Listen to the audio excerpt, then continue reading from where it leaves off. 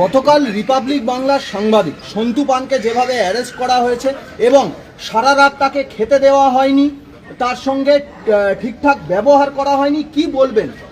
কিছু বলবো না, আপনাকে বলি ভাইপোকে আমি সমর্থন করি না। চণ্ডীপুরে একটা ছেলে চড় মেরেছিল, আমি সমর্থন করি না, পরিষ্কার বলতে চাই।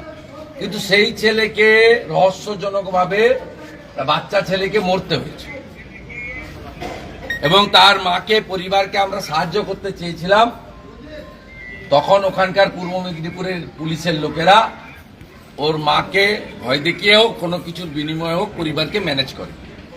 সন্টু পানের অপরাধ হচ্ছে সিজিও কমপ্লেক্সে এই রাজ্যের যুবরাজ, এই রাজ্যের যিনি মালকিন মমতা ব্যানার্জি, তার যিনি স্বঘোষিত উত্তরাধিকারী, তাকে প্রশ্ন করেছিল। তাই বেছে বেছে সন্টু পানকেই হেনস্থা এবং গ্রেপ্তার। গোটা ভারতবর্ষ ছি করছে। আমরা কালো ব্যাজ লাগিয়েছি, আপনাদেরও যাদের মেরুদণ্ডটা এখনো ঠিকঠাক আছে, আমি আশা করব আজকে ব্ল্যাক ডে পালন করুন। আমি আপনাদের মাধ্যমে এই রাজ্যের সমস্ত শুভবুদ্ধি সম্পন্ন মানুষকে বলবো, আপনারা আপনাদের ইচ্ছে মতো আজকে ব্ল্যাক ডে অবজার্ভ করুন।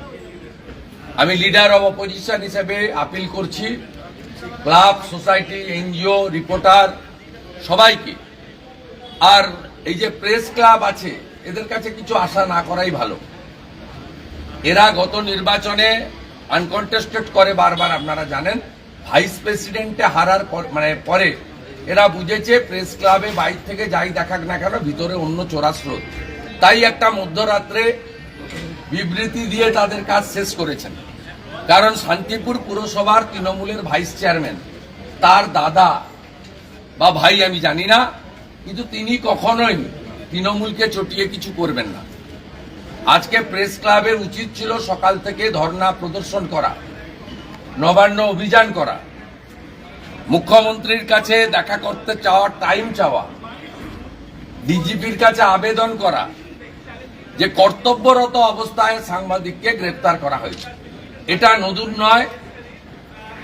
আমাদের এই রাজ্যে বহুল প্রচারিত অনেকগুলো চ্যানেলের সাংবাদিককে, এডিটরকে কলকাতা ছেড়ে মুম্বাইতে 19 দিন লুকিয়ে থাকতে হয়েছে। আমি নাম বলতে চাই না। ইউটিউবারদের কি অবস্থা করেছে, শফিকুল সাহেব থেকে, সন্ময়দা থেকে, ভাই শুদ্ধশীল থেকে, মানবকে কিভাবে জেল খাটিয়েছে, কিভাবে পৌলমী বোনকে নোটিশ করা হয়েছে, অসংখ্য ইউটিউবারদের বিরুদ্ধে কিভাবে মামলা করা হয়েছে, সন্ময় ব্যানার্জিকে পুরুলিয়ায় তুলে নিয়ে গিয়ে আক্রমণ করা, শফিকুল সাহেবকে আর্ম কেস, গ্যাঁজার কেস দেওয়া, এরা কি করেনি। এবং সম্প্রতি আপনারা দেখবেন দুটো জিনিস পশ্চিমবঙ্গ পুলিশ কিভাবে নেকেডলি ধরা পড়েছে। একটা হচ্ছে এনসিডব্লিউর যে বক্তব্য, তাকে মিসকোট করে সাংবাদিকদেরকে নোটিশ পাঠানো হয়েছে সব বড় হাউসকে। এবিপি আনন্দ নোটিশ পেয়েছে, নিউজ 18 নোটিশ পেয়েছে, রিপাবলিক তো নোটিশ পেয়েছে, সব চ্যানেল, TV9 নোটিশ পেয়েছে। আমি দায়িত্ব নিয়ে বলছি, সন্দেশখালী থানা থেকে নোটিশ দেওয়া হয়েছে, সিনিয়র রিপোর্টার্সদের, জার্নালিস্টদের দেওয়া হয়েছে।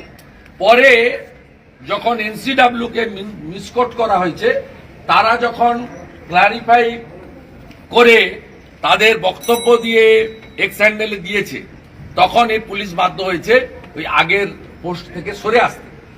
এবং গত পরশুদিন একজন মহিলাকে, তাকে বলা হচ্ছে তিনি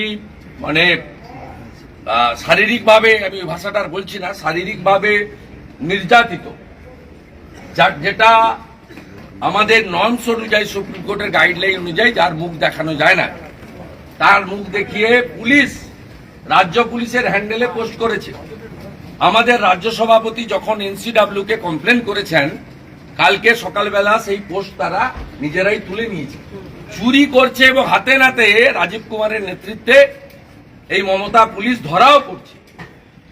স্বাভাবিকভাবে আজ সময় নষ্ট না করে আমরা যাই, ডিভিশন বেঞ্চের অর্ডারের উপরে যেখানে আটকাবে আটকে থাকবো। ডিভিশন বেঞ্চে ওনারা যাবেন কিনা আমি জানি না, আমি যেটুকু শুনেছি বলছি। গেলে যেতে পারেন, আমার কোনো অসুবিধা নেই। ডিভিশন বেঞ্চ যদি স্টে দেয় আমি ওখান থেকেই ব্যাক করে আসব। আর ডিভিশন বেঞ্চ যদি স্টে না দেয়, এন্টারটেন না করে, লিভ না দেয়, তাহলে আমাকে যদি বেআইনিভাবে বাধা দেওয়া হয়, আমি ফিরেই মহামান্য বিচারপতি যিনি রায় দিয়েছেন কৌশিক চন্দ্রের এজলাসে আসব। এবং সাথে সাথে আজকে আমি ওখান থেকে ফিরে রিপাবলিকের অফিসেও আসব আমার সলিডারিটি বা আমাদের সলিডারিটি জানানোর জন্য। আমি আবার আপিল করছি বেঙ্গল পিপুলকে, এমার্জেন্সি থেকেও খারাপ অবস্থা, পশ্চিমবঙ্গে তানাশাহি চলছে, সংবিধানের ফোর্থ পিলার মিডিয়া আক্রান্ত, কর্তব্যরত অবস্থায় আক্রান্ত।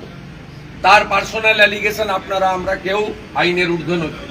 পার্সোনাল অ্যালিগেশন থাকলে তাকে বাড়িতে তাকে আসতে দেওয়ার সুযোগ দেওয়া হতো, বাড়িতে 41-এ নোটিশ দিয়ে থানা প্রথমে ডাকতে পারত। এই কেস 41-এ নোটিশ দেওয়া কেস, 41-এ নোটিশ কমপ্লাই না করলে অ্যারেস্ট করতে পারত, 41-এ নোটিশ কমপ্লাই করলে অ্যাজ পার ল ডিসিশন নিতে পারত। এটা হওয়া উচিত ছিল তার ব্যক্তিগত জায়গা থেকে। হাতে বুম ক্যামেরা নেওয়া অবস্থায় তিনি কালকে জাতীয় মহিলা কমিশনের রিপোর্টিং করতে গিয়ে তাকে কর্তব্যরত অবস্থায় গ্রেপ্তার হয়েছে, মানুষ দেখেছে। আমি মনে করি সংবিধানের ফোর্থ পিলারকে মমতা ও তার ভাইপো আক্রমণ করেছে। প্রত্যেকের উচিতের প্রতিবাদ করা।